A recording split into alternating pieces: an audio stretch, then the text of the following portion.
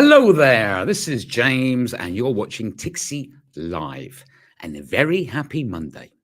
Right, today's program, I'm just going to go through a couple of big headlines which is occurring at the moment. And there's quite a few sort of new headlines, and I'll have a quick look at how the market is reacting in general to those headlines.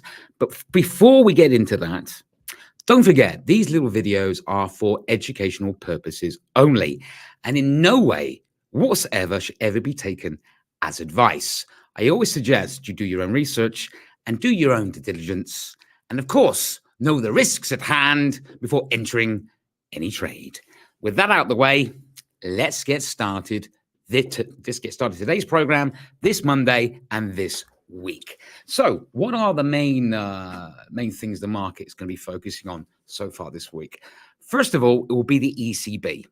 Okay, the ECB, European Central Bank, and whether or not they are going to start to increase interest rates. This is happening on Thursday. Now, remember, a little while back, a couple of weeks ago, Christine Lagarde, who is the president of the ECB, she said they will increase. It's time to start increasing interest rates or get them out of the negative area, because they're at negative interest rates at the moment. And then there was all this conversation between several members of the ECB discussing whether or not they should be aggressive with the rate hikes or not, because obviously inflation is pretty high, like it is around the world. I think it's about 7.4% as it stands for the Eurozone at the moment. However, the anticipation, and this is happening on Thursday, is no action this week. No action. They're expected not to raise interest rates, which I think will clearly, I think the market's really pricing this in. So I think the main event, no increase yet, though. Yeah, that's the expectation. But the main thing is going to be the conference, which will happen 45 minutes after the announcement of the interest rate decision. That is going to be the key, because the market will watch that very closely for any hawkish comments or any hawkish tones at all said in the conference, and that will affect the market. So it's the ECB press conference will be the main thing to watch for. And like I said, unfortunately, I can't do a watch along for that because obviously it's a live broadcast and I'll be live as well. But I will do a special on that, discussing what is said during that conference and how that could impact the market. So yeah, ECB press conference is going to be the main thing, I believe, for the market this week. However, something else has popped up today, and that is party's over. Remember Partygate? Do you know about Partygate? Or Boris Johnson and his colleagues obviously had a Christmas party during lockdown, and they got discovered. So now, anyway, that has really come to a head. Okay, because what has happened now is that Boris Johnson will face a vote of confidence amongst his party tonight, around about 6 p.m. Now, many people will ask me, James, that's politics. How's that? What's that to do with the financial markets? Well, depending on this vote, which he's probably most likely will survive, depending on this vote, Boris Johnson could call for a snap general election. Okay, and how that affects the market is this: is a change of government means a change in monetary policy. And we'll have a quick look at the cable, how the cable has reacted to this. Actually, let's have a quick look at this. This is the cable, okay? The British pound, US dollar. This is on a 4-hour chart. If we change it to 30 minutes, you can see a bit more dramatically. Since this has been announced, okay, that Boris Johnson will face a vote of confidence this evening around 6 p.m., the cable, or the British pound, which was trading around 124.93, under pressure from the greenback, has since moved higher and is currently now trading at 125.53. Okay, and it's testing a potential area of interest around the 200 moving average level. So it's testing a key potential resistance zone now. So as you can see, the cable's reacted, or the British pound has reacted on the back of this. So yeah, currently it's been held at that level at 125.51. So yeah, this is affecting the market at the moment, as I said. Other news. Last week seemed to be a week dominated by oil, and we were talking about oil a lot last week. Sorry, quick swig of water. My throat gets so dry.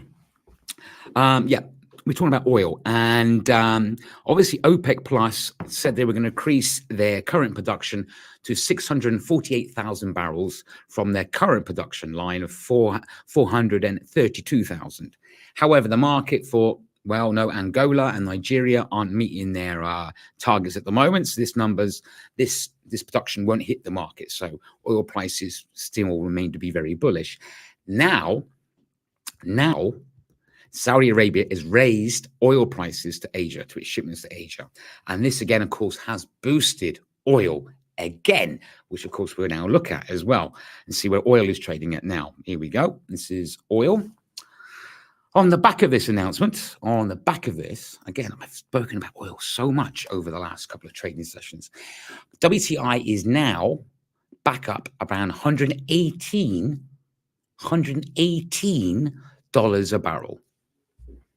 Okay, remember when we had all this story about EU cutting production, and then then OPEC increasing production, it fell down to $110 a barrel.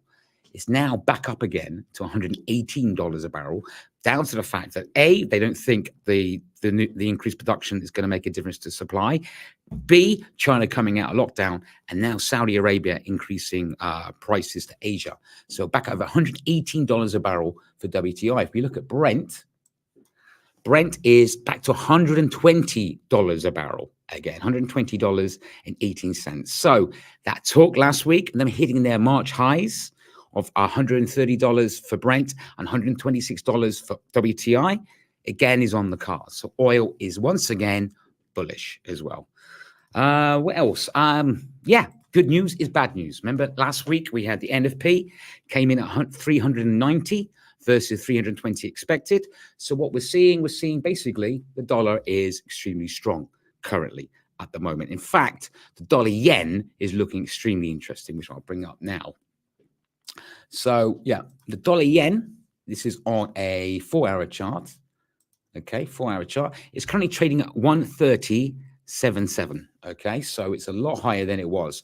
And we see it 1-hour chart. Remember last week, before the NFP, we were looking at a level of 129.40. It was a key level at that point. It's now trading above that.